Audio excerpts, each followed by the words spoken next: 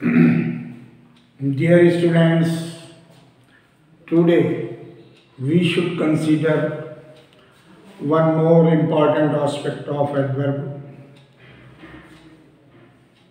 बहुत ही सूक्ष्मता से कुछ चीज़ें ऐसी होती हैं जिनको समझना आवश्यक है।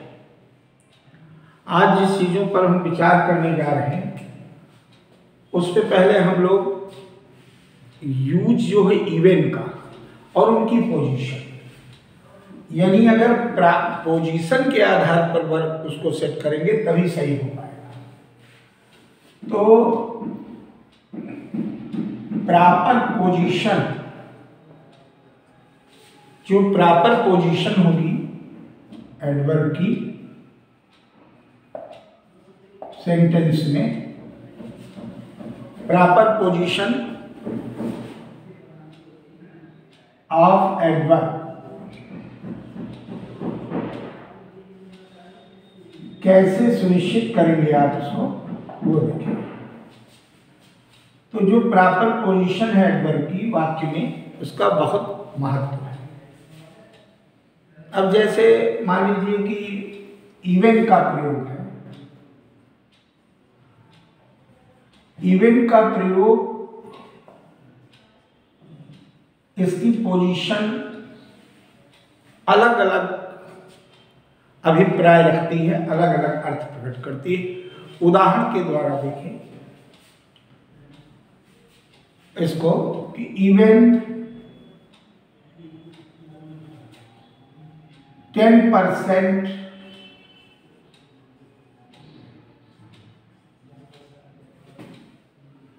of the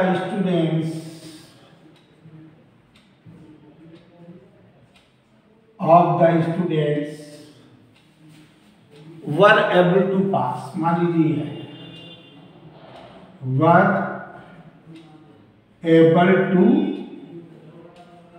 pass। अब इस वाक्य में देखें आप, 10% केवल जो है वो पास होने में सक्षम थे।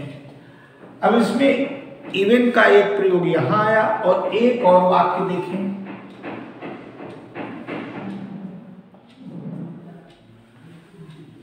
इवेंट का प्रयोग होगा लेकिन उसमें पोजीशन बदल जाएगी। इसी में हमने कहा 10% of the students were able to pass, were even able to pass, were even able to pass। इसको आप देखें, were even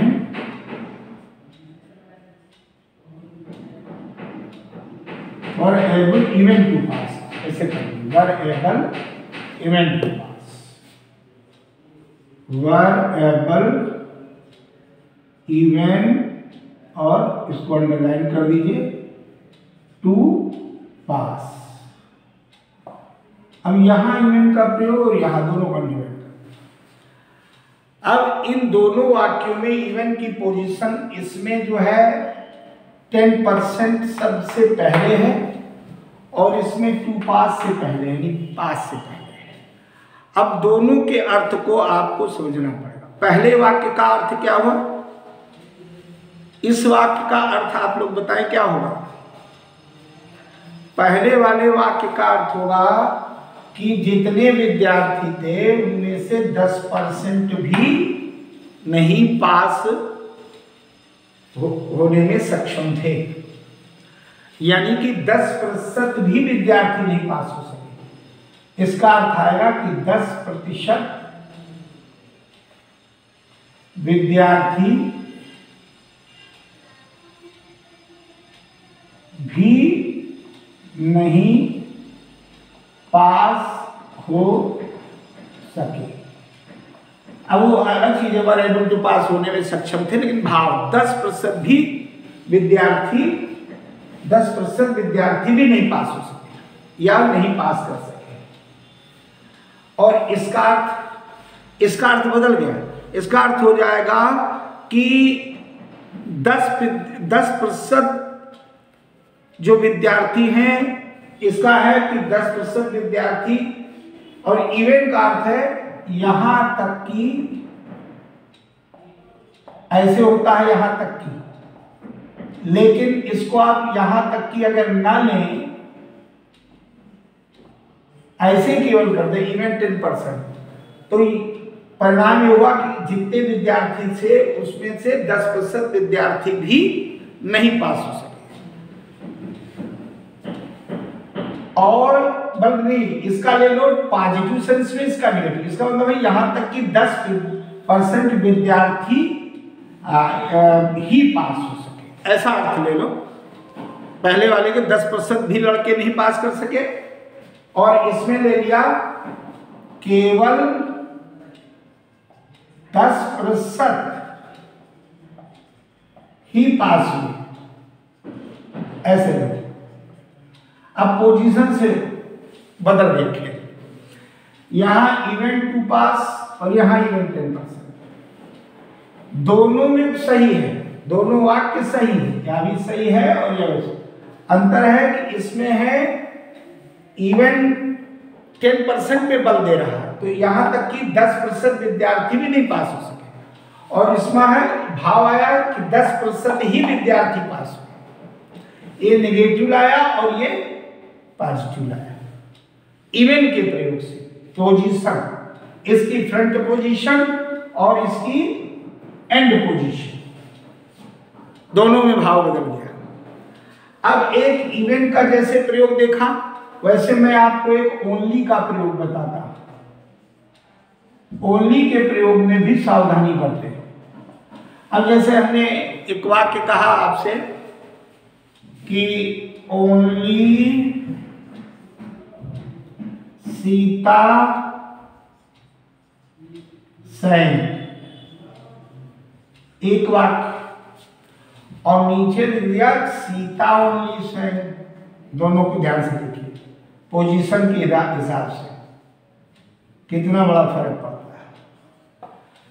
यहां ओनली अंडरलाइन कर दी, यहां अब ये एडवर्ब की भूमिका में, अब अगर आप देखते हैं तो ये ओनली सीता जो है एडजेक्टिव बन गया है, और सैंग क्रिया से पहले है, ये एडवर्ब बन गया। लेकिन इसका भाव क्या हुआ? इसका अर्थ हुआ कि सिर्फ सीता ने गाया, सिर्फ सीता ने गाया, यानी जितनी संख्या लोग थे, लड़कियां थी, जो भी लोग उपस्थित थे, उनमें सिर्फ सीता ने गाने का काम किया। इसका अर्थ हुआ सिर्फ सीता ने गाया, सिर्फ सीता ने गाया। इसका मतलब और किसी ने नहीं गाया, लेकिन इसने, इसका मतलब सीता ने सिर्फ गाया। अब देखिए, आप स्पष्ट इसको अगर आप ध्यान से देखें तो बिल्कुल अंतर कैसा, शीला ने सिर्फ शीला ने गाया और शीला ने सिर्फ गाया, तो क्या अंतर है? इसको हम सीता ने, तो हमने इसी को ऐसे कर दिया हिंदी में, सीता ने सिर्फ गाया। तो पोजीशन से भाव बदला कि नहीं बदला? ध्यान से देखिए, यानी इसका भाव हुआ कि जितने लोग थे उसमें से केवल सीता ने गाया, सीता ने गाने का काम किया। और इसका अर्थ है सीता ने सिर्फ गाया, हमने सीता ने सिर्फ गाने का काम किया और किसी ने नहीं गाया। भाव आया, और कोई काम नहीं किया। और इसका अर्थ है कि जितने लोग थे उसमें सिर्फ सीता ने गायन किया, गाने का कार्य किया। और इसका भाव है कि सीता ने गाने के सिवा कुछ काम नहीं किया। तो अगर आप ऐसे लिख दें, अर्थ का अर्थ हो जाएगा। एक ओनली का प्रयोग और हम दिखाते हैं, ऊपर देखिए। जैसे आप कह दें ओनली का प्रयोग मनमाना, चाहे जहां रख दें, क्योंकि ग्रामर में एक एरर स्पॉटिंग के लिए या एरर डिटेक्टिंग के लिए प्रश्न आते हैं, तो सावधानी से करिएगा। अब पता लगा हमने थोड़ी देर के लिए ऐसा वाक्य दे दिया कि मोहन ओनली डाइड यस्टरडे, मान लीजिए ये वाक्य, मोहन ओनली डाइड यस्टरडे। अब एक वाक्य ऐसे, और दूसरा वाक्य इसी के नीचे दिया। अब उसमें आपको बताना है मोहन डाइड पहले ले आए, ओनली यस्टरडे। अब इन दोनों वाक्यों में आपको देखना है कौन अर्थ गर्भित है, मीनिंगफुल है, कौन मीनिंगलेस है। दोनों में अगर आप देखें तो इसका अर्थ निकला कि मोहन कल सिर्फ मर गया। अब अटपटा अर्थ लग रहा नहीं, मोहन सिर्फ कल मरा। और दूसरे वाले का अर्थ अगर आप ध्यान से देखें तो यहां पर भाव आ रहा है कि कल सिर्फ वो मर गया। अब आप बताएं उचित स्थान पर क्या ये ओनली है? ऐसा भाव हो सकता है, अभिप्राय हो सकता है कि कोई भी व्यक्ति मरना का कोई अर्थ, यहां पे कोई अर्थ हो सकता है इस वाले में। प्रथम वाक्य में मरने का कोई अर्थ ऐसे बोलेगा, मोहन सिर्फ केवल मरा, कोई अर्थ नहीं हो सकता कि मोहन सिर्फ कल केवल कोई मरा। लेकिन इसका अर्थ हो जाएगा Mohan died only yesterday, Mohan जो है वह कल ही तो मरा। ये भाव दृढ़ता आ गई, वह कल ही तो मरा। मोहन, इसका अर्थ निकल जाएगा मोहन कल ही तो मरा। ये भाव सिर्फ को लाने की आवश्यकता नहीं, इसका भाव छिप गया। लेकिन ये तो एब्सर्ड होगा क्यों? अगर हम ये कह दें कल मोहन सिर्फ मर गया, तो ये मीनिंगलेस है कि नहीं? इसलिए ये वाक्य गलत और ये वाक्य सही, क्योंकि ये मीनिंगफुल है। बोले कब मरा? मोहन डाइड ओनली यस्टरडे, यानी मोहन कल ही तो मरा। इसमें भाव आ गया ओनली का कि वो उस ओनली ने एम्फसाइज कर दिया यस्टरडे कि दिन को बता रहा, कब मरा? बोले कल ही तो मरा, ये भाव आ जाता है। इसी प्रकार से अब एक और महत्वपूर्ण, ये बहुत सूक्ष्म चीजें हैं बट इनका प्रयोग उलझा देता है और student often commit so many mistakes. So in order to avoid these types of mistakes, please make it hard practice. Through hard practice you will be capable of doing 100% correct. देखिए proper position of adverb. अब proper position of adverb में उदाहरण लिख करके मैं आपको बताता हूं कि जिसमें जैसे एक हमने दो बातें दी, एक एटलीस्ट का प्रयोग देख लें और दूसरा ऑलमोस्ट का। इनका अगर प्रयोग सही नहीं हुआ तो गलत हो जाएगा।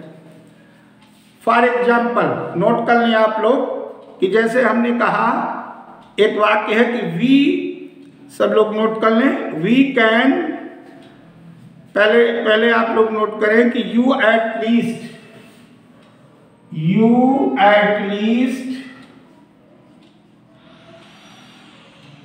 ऐसे अंडरलाइन, शुड राइट